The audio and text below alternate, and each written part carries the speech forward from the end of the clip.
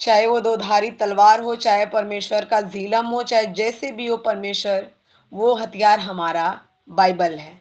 Bible में हम सब निकालेंगे नए नियम में लूका रची सुसमाचार, उसका 7 अध्याय हम सब निकाल लेंगे।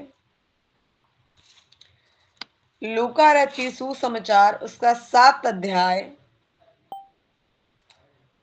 और उसका 36 पद से हम लोग 38 तक पढ़ेंगे, 36 से 38। आइए हम सब एक साथ पढ़ेंगे, ध्यान सबको ही देगा। फिर किसी फरीसी ने उससे विनती की कि मेरे साथ भोजन कर, अतः वह उस फरीसी के घर में जाकर भोजन करने बैठा। वहां उस नगर की एक पापनी स्त्री यह जानकर कि वह फरीसी के घर में भोजन करने बैठा है, संगमरमर के पात्र में इत्र लाई और उसके पांवों के पास पीछे खड़ी होकर रोती हुई उसके पांवों को आंसुओं से भिगोने और अपने सिर के बालों से पोंछने लगी और उसके पांव बार बार चूमकर उस पर इत्र मला। हालेलुया। प्रभु इस वचन के द्वारा आप सबको आशीष दे। कितना मीठा और सरल वचन है। यहाँ पर यीशु मसीह एक फरीसी के वहां जाते हैं।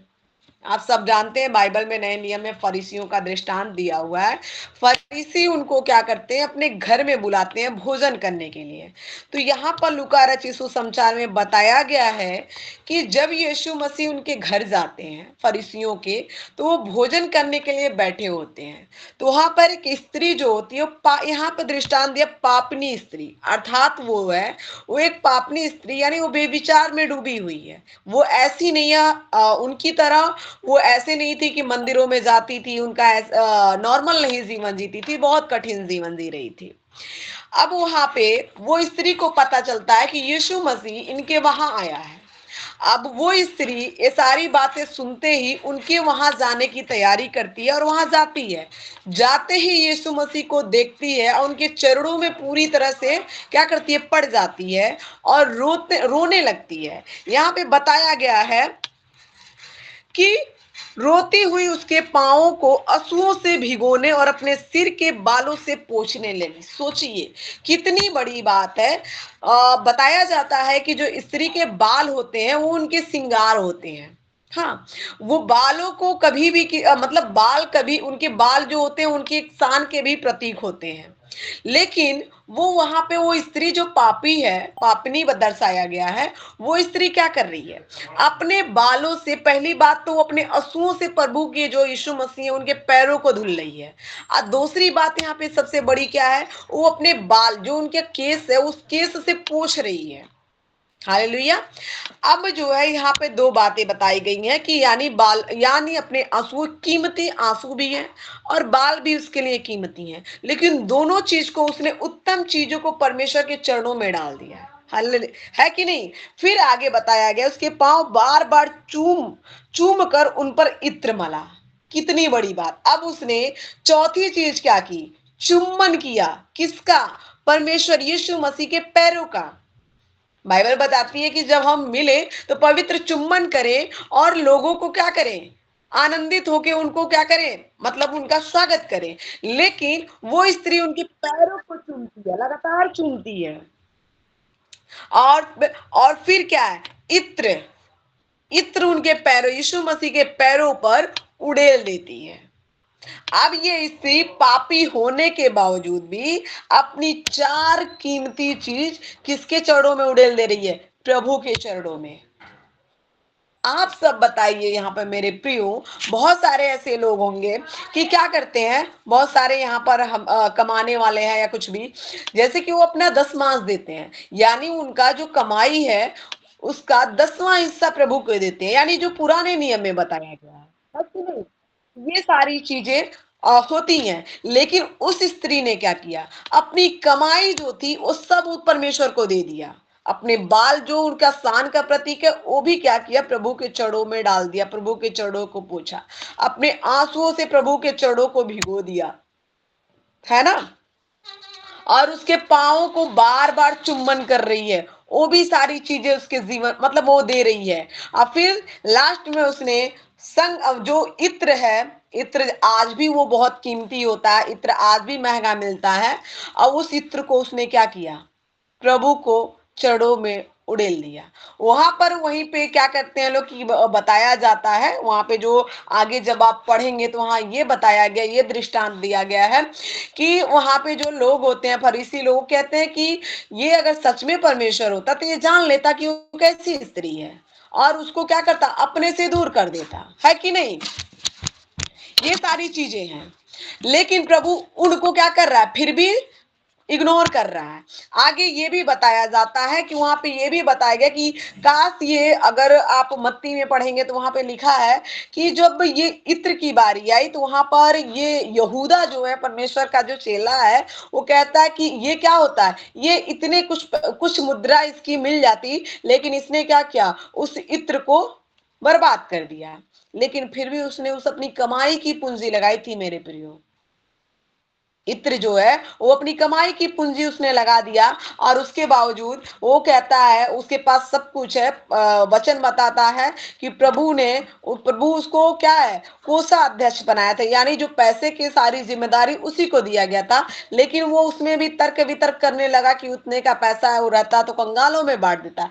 लेकिन एक बात बताइए, वो प्रभु के चरणों में डाला, कंगाल तो हमेशा हमारे साथ रहेंगे, जब तक हम जीते रहेंगे तब तक वो हमसे मिलते रहेंगे। लेकिन जो परमेश्वर की उपस्थिति है वो कहीं ना कहीं एक समय में मिलती है, हर समय उस उपस्थिति को हम लोग महसूस नहीं कर सकते हैं। लेकिन उस स्त्री ने उस चीज को महसूस किया, और उसको पता था कि आज ही का दिन है कि हम पूरी तरह से परमेश्वर के चरणों में टूट जाएं और परमेश्वर में पूरी तरह से नम्र हो जाएं। हालेलुया। फिर जब ये सारी बातें हो रही थी तो वो क्या कहते हैं, यीशु मसीह सिमोन यानी जो उनका सेला है उनसे कहते हैं, इसी लूका रचित सुसमाचार के 7 अध्याय के 41 पद में लिखा है, किसी महाजन के 2 देनदार थे, एक 500 और दूसरा 50 दिनार देनदार था। जबकि उसके पास वापस लौटाने को कुछ न रहा तो उसने दोनों को क्षमा कर दिया। अतः उनमें से कौन उससे अधिक प्रेम करता था। हालेलुया।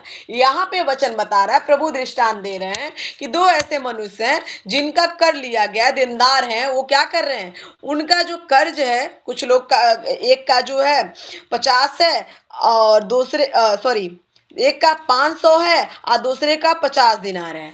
यहाँ पर बताया जा रहा है तो 50 और 500 के दिनार की बात की गई है। तो उसने शमौन से यीशु मसीह पूछते हैं कि एक बात बताओ, इन दोनों में से सबसे ज्यादा प्रेम किससे किया गया, यानी जिसका ज्यादा क्षमा हुआ, जिसके पाप हो है, चाहे जिसके कर्ज हैं, अगर जिनके ज्यादा है वो क्षमा किए तो प्रेम तो उन्हीं से है, क्योंकि दोनों को उसने क्षमा किया है। तो यहाँ पर ये चीजें दर्शाई गई कि दोनों को उसने क्षमा कर दिया, यानी प्रेम क्या है, जिसका ज्यादा क्षमा किया गया वो प्रेम अधिक कर रहा है कि नहीं। अब यहाँ पे तुलना इससे इसलिए दिया गया है, यहाँ पर फिर यीशु मसीह आगे कहते हैं क्या है कि सच कह रहे हो कि ये स्त्री जो है पापी है, लेकिन तुम बताओ, जब मैं तुम्हारे घर में आया, मैं तुम्हारे घर आया तो तुमने मेरे पांव को धोने के लिए पानी तक नहीं दिया कि मैं पांव को धोऊं, क्योंकि प्रभु जो है पैदल चलते रहते थे, थकान भी होती थी। तो वो ना ही जब मैं तुम्हारे घर आया तो तुमने मुझे ना तो पवित्र चुम्बन दिया, कुछ नहीं किया, बस बुलाया, भोजन कराया, ये तक सोच लिया। लेकिन ये स्त्री है, जब से मेरे पास आई है वो क्या कर रही है, मेरे पैरों को चूमना उसने नहीं छोड़ा। यीशु मसीह आगे आप पढ़ेंगे तो उसमें बताए हैं कि उसने क्या किया, मेरा पांव चूमना नहीं छोड़ा। यीशु मसीह क्या उस पापनी स्त्री के तरफ से गवाही दे रहे हैं। आप जब भजन संहिता 23 पढ़ेंगे, उसका 23 अध्याय का, हाँ, भजन संहिता 23:5 पढ़ेंगे, उसका 5वां वचन, तो लिखा, तू मेरे सताने वालों के सामने मेरे लिए मेज बिछाता है, तूने मेरे सिर पर तेल मला है, मेरा कटोरा उमड़ रहा है। हालेलुया। यहाँ पर भजन संहिता का दृष्टांत इसलिए मैंने रखा क्योंकि यहाँ पे जो है स्त्री जो है वो क्या कर रही है, उसके उसके बीच स्त्री जो है जब प्रभु के चरणों में है, तो वहां पे फरीसी उसके विरोध में हो रहे हैं। वही बात यहाँ पे बताया गया है भजन संहिता में कि वो क्या कह रहा है। भजन संहिता 23 क्या कह रहा है उसका 5वां अध्याय में कि मेरे सामने मेज बिछाना, तू मेरे सताने वालों के सामने मेज बिछाता है। अर्थात ये कि जो पापी थी, फरीसी जो थे, उनसे हमेशा दूर रहते थे। उनका मानना ये था कि जब ये हमारे करीब आएंगी तो इनका इनका जो शरीर छूना हमारे लिए अशुद्धता है। तो वही वहां पर बताया गया है कि सताने वालों के सामने मेज बिछाना यानी प्रभु की सहायता मिलना। परमेश्वर वहां पे गवाही दे रहा है कि तुमने क्या किया, तुमने मेरा बस मुझे इनविटेशन दिया, बस बुलाया, लेकिन उसके बाद कुछ नहीं किया। लेकिन वो स्त्री आई, वो सबसे बड़ा सबसे अच्छा उसका वेलकम यानी स्वागत उसने किया। उसने मेरे पैर को अपने आंसुओं से धोआ। तुमने तो पानी नहीं दिया। पहला काम किसने, जो आंसू बहाया, तो उसने क्या किया, यानी तुमने, फरीसी को बोला गया है कि तुमने पानी नहीं दिया, लेकिन ये अपने आंसुओं से मेरा पैर धुल रही है। तुमने कपड़ा नहीं दिया पोंछने के लिए, उसको अपने बालों से मेरा पैर पोंछ रही है। ना तो तुमने पवित्र चुम्बन मुझे दिया, लेकिन इसने मेरे पैर को चूमना नहीं छोड़ा। तुमने क्या किया, तुम अपने जो तुम्हारी जो चीजें हैं जो तुम दे सकते हो, उसमें से कुछ अंश मेरे को दिया, अपनी कमाई से कुछ अंश मेरे को दिया, देना चाहते हो। यानी जो तुम्हारी कमाई है उसमें से तो कुछ खिलाओगे मुझे, लेकिन इसने मुझे क्या किया, इत्र जो सबसे महंगा मिलता है, अपने पूरी जिंदगी की कमाई इसने मेरे पैर में उड़ेल दिया। तो सबसे ज्यादा पाप किसके क्षमा होंगे, फरीसियों के कि उस पापी स्त्री के? स्त्री के ही होंगे, क्योंकि स्त्री ने क्या किया है, अपनी कमाई की पूरी पूंजी दे दी है। उसने सब कुछ, जो चीज उसके पास था, उसने जो समझा कि मेरा उत्तम क्या है, उसने वो चीजें दी। ये नहीं देखा कि आने वाले समय में मेरे साथ क्या होगा, मैं पूरा दे दूंगी तो मैं कैसे जीऊंगी। उसको पता है मेरे प्रियो कि मैं आज प्रभु के चरणों में हूं, तो प्रभु मुझे कभी छोड़ने वाला नहीं है। उसने परमेश्वर के अनुग्रह को समझ लिया था।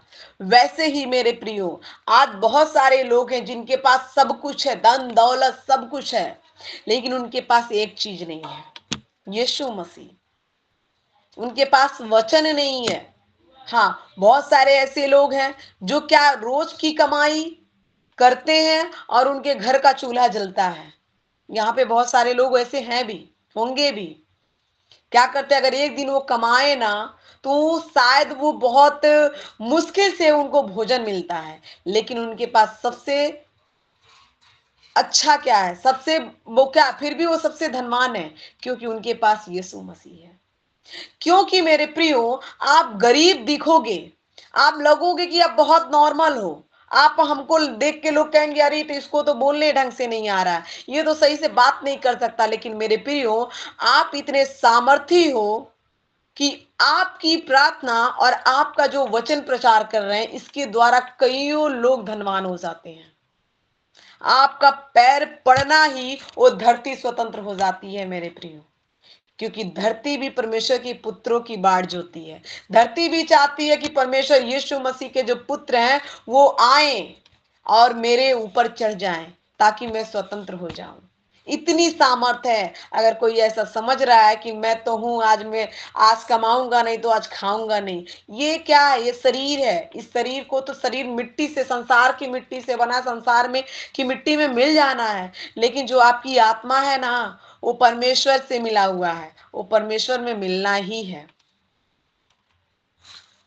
तो ये मत आप कभी सोचना कि मेरे साथ ऐसा क्यों हो रहा है। आप बहुत सामर्थी हो। देखने में लगेगा कि आप बुझे हुए हो, लेकिन रियल में आप सबसे ज्यादा प्रकाशमान दीपक हो, जिसको परमेश्वर ने जलाया है। और उस जलाए हुए दीपक को परमेश्वर कभी बुझने नहीं देगा। जैसे कि यहाँ फरीसी जो है, भले से उनके पास सब कुछ है, धन भी है, अच्छे अच्छे वस्त्र हैं, उनके पास बहुत सारे ऐसी भेंटें आती हैं, सब कुछ उनके पास है, किसी चीज की कमी नहीं है, राजा भी उनके अधीन है। लेकिन याद रखिएगा, वो पापी जो स्त्री है, उस पाप की थी, बहुत मजबूर थी, उसने पाप किया, लेकिन उसने उत्तम भाग चुन लिया।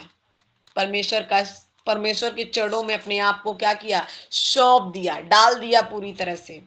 अब उसने कहा अब जो कुछ है अब प्रभु आपका है, अब जैसे मुझे चाहते हो वैसे कर दो। तो जैसे यहाँ पे जितने ऐसे विश्वासी हैं ना, तो वो कभी ठोकर नहीं खाएंगे।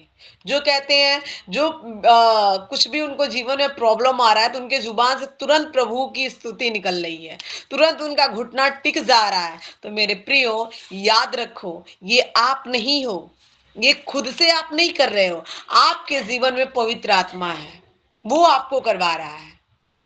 क्योंकि जिसके जीवन में पवित्र आत्मा नहीं है तो वो संसार की बातों में घूमेगा। एग्जाम्पल के तौर पे मेरे प्रियो हम बताना चाहेंगे, जैसे कि उनके जीवन में बीमारी आएगी ना, जिनके पास पवित्र आत्मा नहीं है तो सबसे पहले कहेगा मैं बीमार हूं, मैं बीमार हूं, मैं डॉक्टर के पास जाऊंगा। एक डॉक्टर के पास गया, नहीं ठीक हुआ, दूसरे डॉक्टर के पास जाएगा।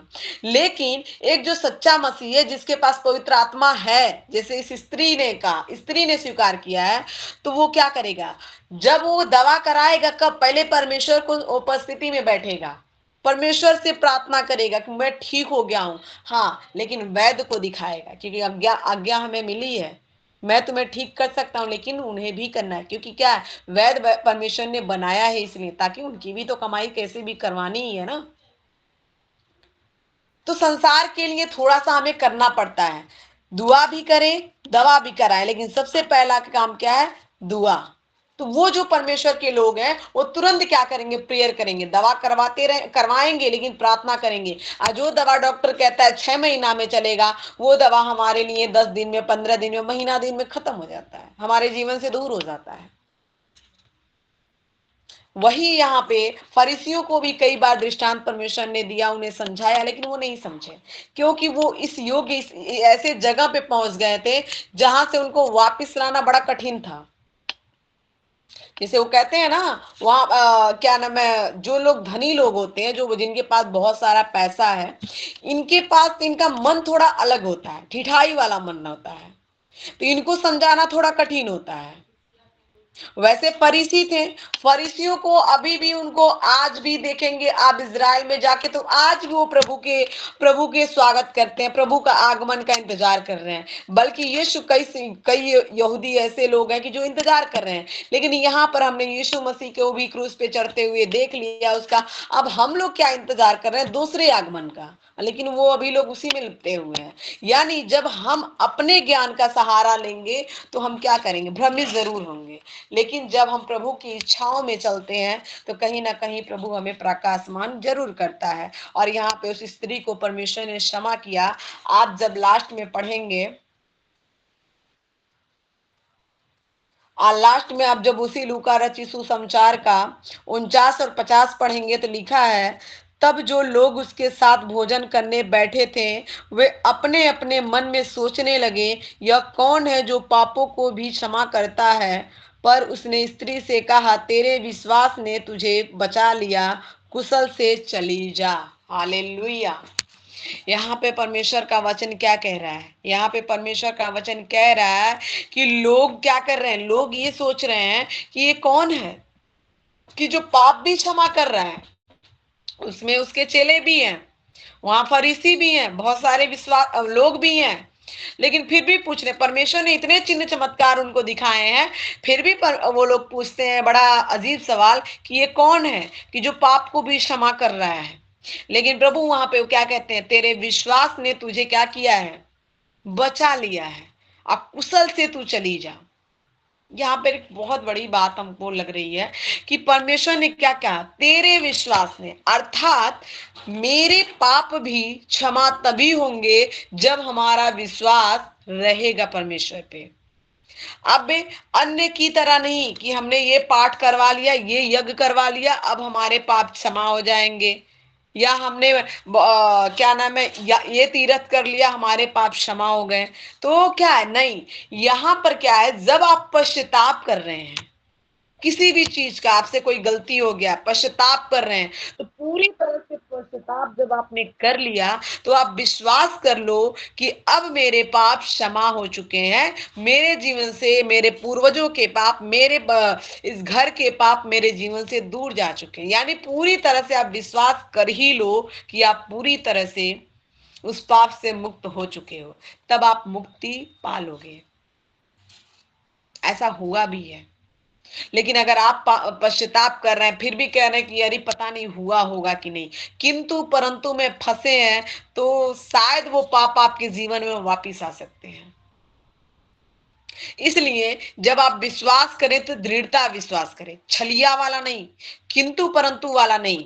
पूरी तरह से इस पापी स्त्री की तरह उसने समझ लिया कि मैंने परमेश्वर के चरणों को चुन लिया है, तो अब मैं पाप से पूरी तरह से स्वतंत्र हो चुकी हूं, और वो स्वतंत्र हो भी गई। उसी तरह हमें और आपको भी देखना है कि जब हमने किसी पाप के लिए परमेश्वर से क्षमा मांग लिया, तो अब परमेश्वर ने मुझे क्षमा कर दिया है। परमेश्वर हमारे ही पापों के कारण क्रूस पे चढ़ाया गया, और उसके क्रूस पे चढ़ाए जाने से हमारे सारे पाप क्षमा हो गए। जब इसे पश्चाताप आपने किया है, तो आप पूरी तरह से स्वतंत्र हो। यही दृष्टांत है यहाँ पर कि लूका रचित सुसमाचार में इसने बताया है कि महिला जो एक स्त्री पाप करती रही, लेकिन परमेश्वर के चरणों में जब ये सारी चीजें उसने समर्पित किया, तो परमेश्वर ने कहा तेरे विश्वास ने तुझे पूरी तरह से क्या किया है, स्वतंत्र कर दिया, पूरी तरह से तू बच गई है, तेरे विश्वास ने तुझे क्या किया है, बचा लिया है, अब कुशल से चली जा। उसको परमेश्वर ब्लेसिंग देते हैं और उसे विदा कर देते हैं। लेकिन यहाँ पर कहीं भी उन फरीसियों के लिए फिर से दृष्टांत नहीं दिया कि यहाँ परमेश्वर ने वहां पे उन्हें ब्लेसिंग दिया या कुछ भी, क्योंकि फरीसी बस वहां पर भी परमेश्वर के लिए एक कोई ना कोई कारण ढूंढकर वो वहां पर उनको लेकर आए, लेकिन सच में वो आस्था से और विश्वास से यीशु मसीह को नहीं लेकर आए। कहीं ना कहीं उनके अंदर ये साजिशें चलती रहती थी कि कैसे परमेश्वर यीशु मसीह को गिरा दे, किस तरह से उनको बुरा साबित कर दें कि हाँ वो सच में परमेश्वर का पुत्र नहीं है। ये सारी चीजें उनके मन में चलती रहती थी, लेकिन उस स्त्री के मन में नहीं था। यही कारण है मेरे प्रियो, आज ऐसे ऐसे लोग हैं जो जैसे कि हम लोग बहुत सारे दिन से गिरे हुए हैं, पाप में थे, लेकिन प्रभु हमें बचा लिया।